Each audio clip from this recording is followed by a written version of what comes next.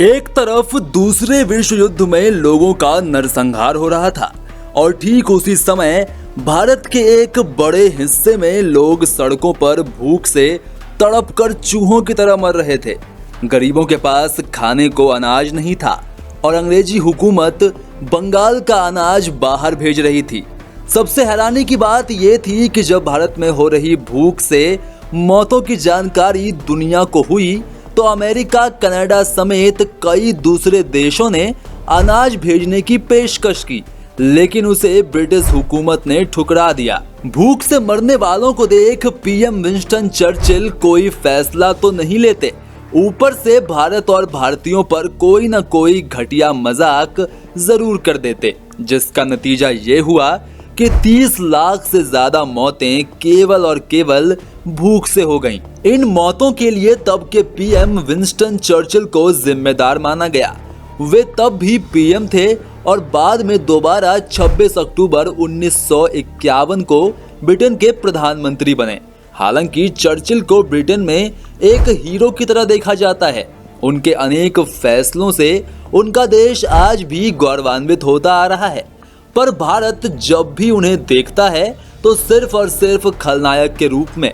कहा जाता है कि उनकी नीतियों और फैसलों की वजह से ही साल 1943-44 में भारत के बंगाल इलाके में भीषण अकाल पड़ा।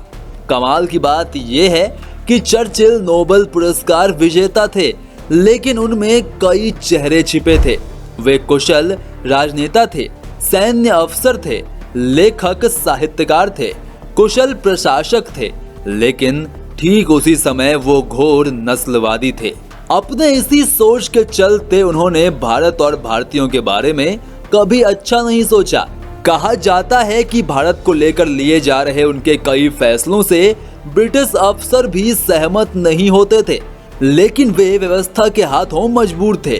आंकड़ों के मुताबिक साल 1943 में जब लोग भूख से तड़प रहे थे, तब भी देश में भरपूर चावल का उत्पादन हुआ था। साल 1938 से 1943 तक के आंकड़ों की माने तो उस समय चावल का उत्पादन 7 से 9 मिलियन टन के आसपास हर साल हुआ था।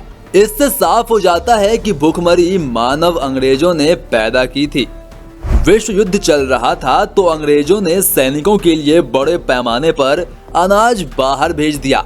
भारत में तैनात अंग्रेज अफसरों ने बड़े पैमाने पर अपने जवानों के लिए जमाखोरी कर ली, जिसके चलते अनाज की कमी हो गई।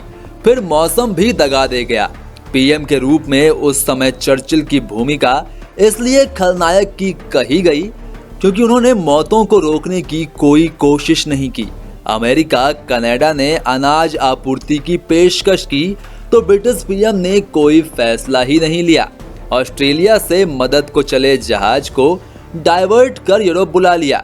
नतीजे में आज के बांग्लादेश, पश्चिम बंगाल, बिहार और ओडिशा में 30 लाख से ज्यादा लोग असमय काल के गाल में समा गए थे। जब आर्थिक संकट में लाशें दफनाने या अंतिम संस्कार की स्थिति भी नहीं बनी तो सड़क किनारे लाशें बिखरी पड़ी रहीं। गिद्ध कुत्ते नोच कर खाने लगे तो भयावह तस्वीरें दुनिया भर में फैल गई। ब्रिटिश शासकों की बदनामी होने लगी तो भी मौतों को कम करने के उपाय करने के बजाय वे आवाजें दबा दी गईं, जिन्होंने तस्वीरें खींचकर दुनिया तक पहुंचाई, लेख लिखे, दर्द को महसूस किया और उसे शब्द दिए। ठीक उसी समय बर्मा पर जापान का कब्जा हो गया था। नतीजे में वहां से चावल का निर्यात रुक गया।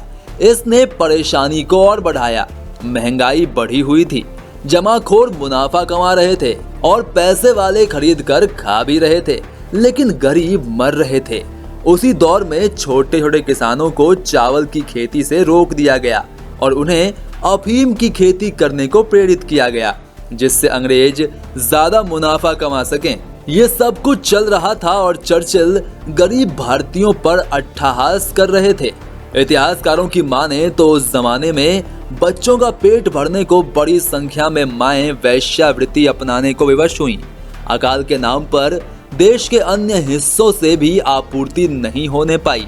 असल में चर्चिल नहीं चाहते थे कि भारत आजाद हो, वे भारत और भारतीयों का और शोषण करना चाहते थे। वे अपनी भलाई देख रहे थे। चर्चिल के मन में भारतीयों के प्रति घृणा किस कदर बैठी हुई थी, इसका पता इस बात से चलता है कि उन्होंने अपने सेक्रेटरी से कहा कि भारतीय खरगोश की तरह बच्चे पैदा करते हैं और अकाल का ये एक महत्वपूर्ण कारण है।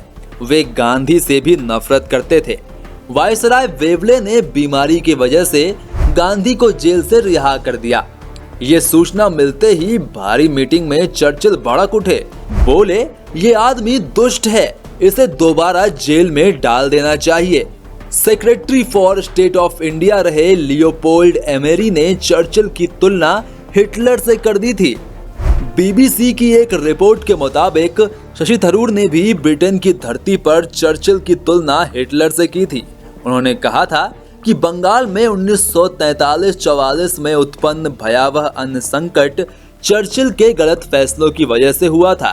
परिणाम स्वरूप 43 लाख लोग अकाल मौत मारे गए थे। कहना होगा कि चर्चिल बंगाल में हुई मौतों के लिए मानव इतिहास पर बदनुमा धब्बा हैं, जिसके चलते भारत और भारतीय उन्हें कभी माफ नहीं करेंगे। बेशक ब्रिटेन उन्हें बहुत सम्मान की नजर से देखता है,